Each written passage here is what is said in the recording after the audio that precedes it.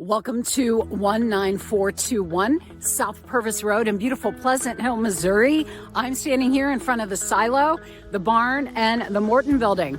It's so beautiful here, 12.9 acres, and we're going to walk across this darling footbridge over to the main house that you'll see here.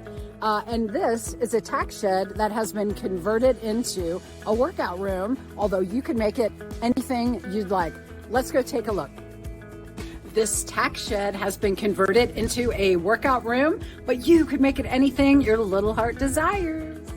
Here we are in front of the restored farmhouse, 19421 South Purvis Road. Let's go inside and take a look.